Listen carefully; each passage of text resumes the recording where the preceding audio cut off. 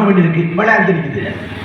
நாம போய் அங்க விவசாயம் பண்ணாலும் அங்க வரக்கூடிய அந்த நம்ம விவசாயம் செய்யக்கூடியதுக்கு உரிய ஊதியம் கிடைக்கிறது இல்லை. அப்ப அங்க நஷ்டப்பட்டு போறோம். அப்ப இந்த முறையை மாற்றுவதற்கு ஆளக்கூடிய ஆட்சியாளர்கிட்ட ஏதாவது திட்டம் இருக்கா? இல்லை. ஏன் விவசாயிகளை விவசாயத்தை விட்டு வெளியேற்றம் நினைக்கிறாங்க? காரணம், இந்தியாவின் உணவை ஒட்டுமொத்தமாக தனிப்பெரு முதலாளிகள் தீர்மானித்து எடுத்து கொண்டு போற.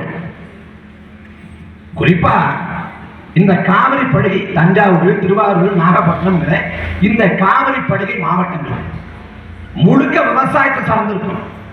இந்த பக்கம் நாகப்பட்டினம் அந்த ஓரம், இந்த பக்கம் வேதாந்தியம் ஓரம், அங்க மீன்பிடி தொழில், அந்த பக்கம் முழுக்க விவசாயம் தான்.